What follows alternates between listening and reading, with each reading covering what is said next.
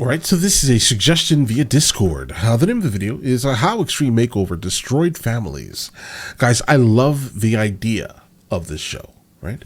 Like giving something to someone who has been struggling through something, or their overall story is amazing.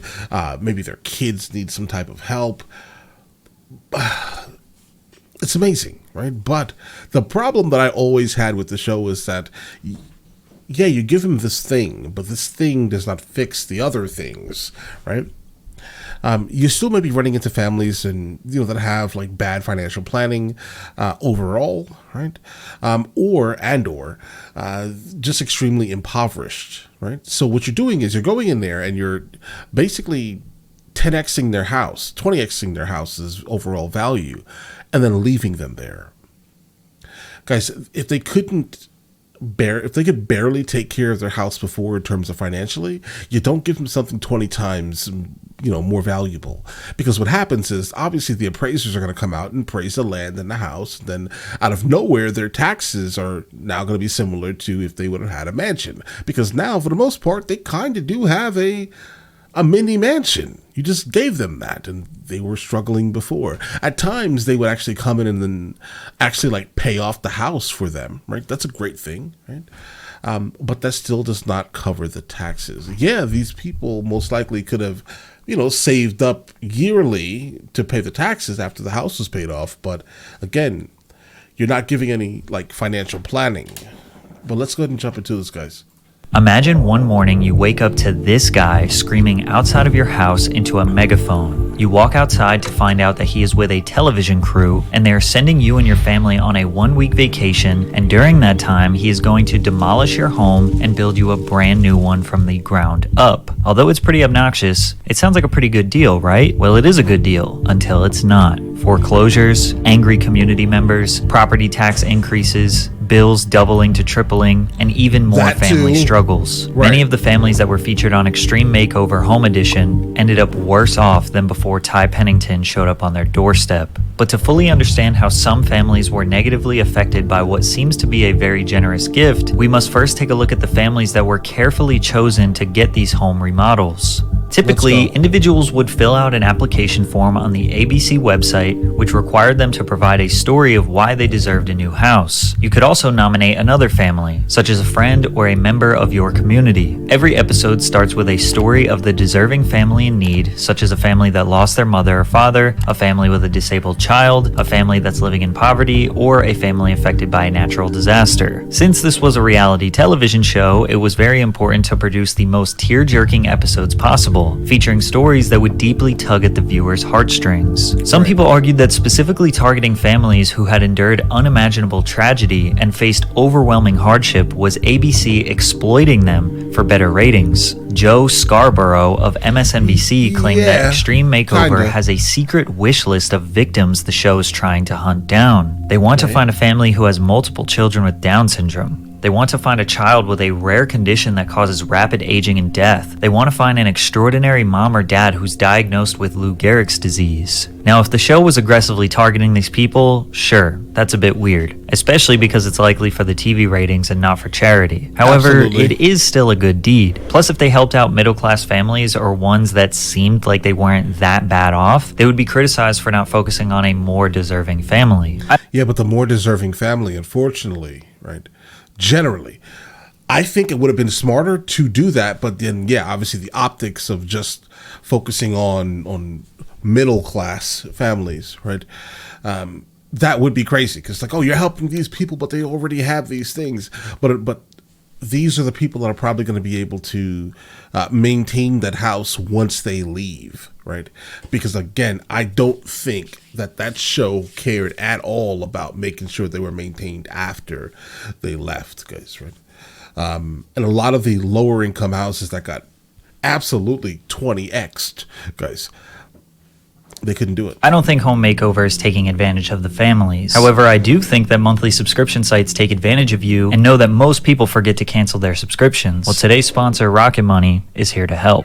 The crew would treat the families to a fully funded vacation to destinations such as Hawaii, California, or Florida. During the family's trip, ABC would rally hundreds of contractors, construction workers, and volunteers in the local community to help. Sometimes they would even make Facebook pages so all their neighbors could stay up to date. Oftentimes, the volunteers are critical for the house getting completed on time. Then, Ty Pennington would video call the family and show his crew absolutely destroying their house. And sometimes they would take it too far. Take the Rapati Pierce family, for example. The mother and father were both police officers, and one tragic night, Christina was shot during a foot pursuit, which led to her being paralyzed from the waist down. So they hired the LA SWAT team to place bombs inside of the house, detonate them, then drive a massive battering ram attached to an armored truck to destroy the house. Now, obviously, they have to do demolition to rebuild a new house from the ground up, but it would still be a bit traumatic to watch your home filled with all those memories get smashed to a million pieces. But the ridiculousness didn't stop there. Remember, this is reality TV. Just building a very practical, standard, and modest home wouldn't be good enough. So the carpenters and designers were pushed to create increasingly elaborate designs and gimmicks to boost ratings, such as this airplane-themed bedroom with bags of peanuts as curtains, this very small backyard that was converted to a miniature go-kart track.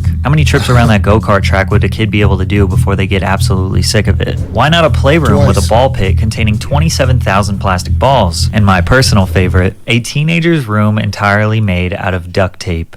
Desk. I have a bedspread and a pillowcase made out of duct tape. The designers would take one small facet of their personality and dedicate the entire bedroom to it. Like this toddler who said he wants to be a cardiologist when he grows up, so they put EKG signals on the walls and a dresser designed to look like a human heart. Rooms like this seem very difficult to age in, and the tacky designs would actually take a considerable amount of effort to change. But sometimes it wasn't just tasteless designs. They would actually create new responsibilities that the family may not have even wanted. For example, this teenager got a jacuzzi that took up half the bedroom. Could you imagine your room constantly smelling like hot chlorine water? The cost to maintain a jacuzzi is only about $20 to $40 per month in sanitizer and chemicals, but even doing the maintenance is a burden that maybe nobody wanted. Just draining that water every 3 to 4 months like you're supposed to would be incredibly inconvenient.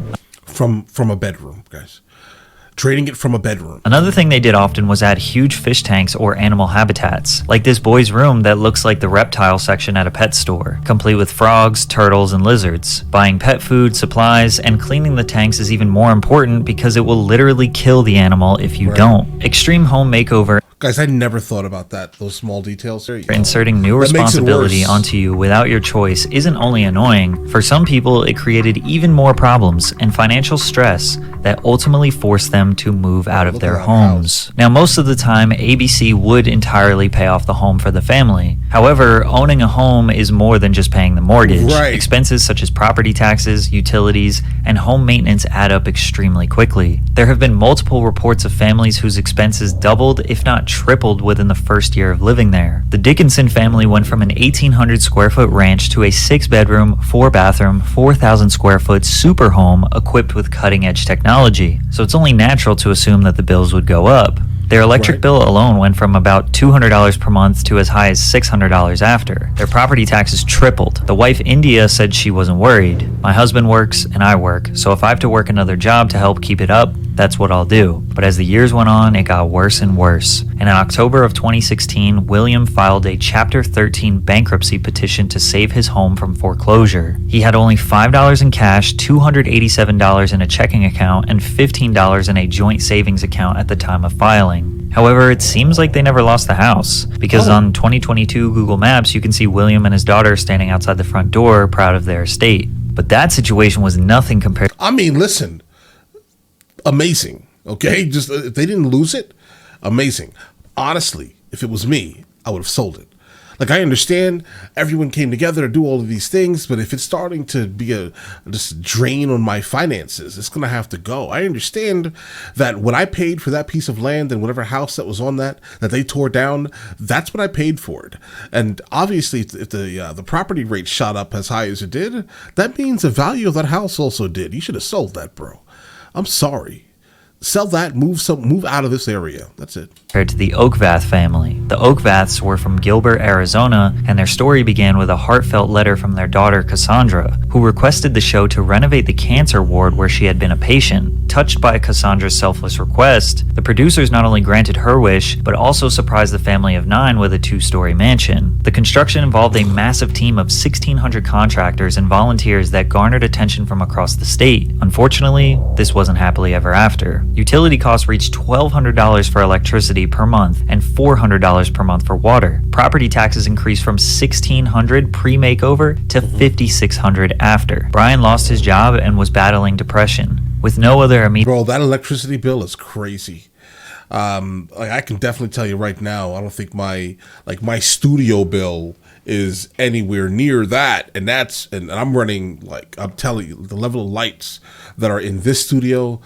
Basically, my studio has 3 studios, right? I have this one here, then I have another one, and then another one. So when you see me in random places, I'm just switching things up, right? And my studio electric bill is nowhere near that, but I think it's like maybe $600, 3, 4. I have no. The company pays for this, but anyway,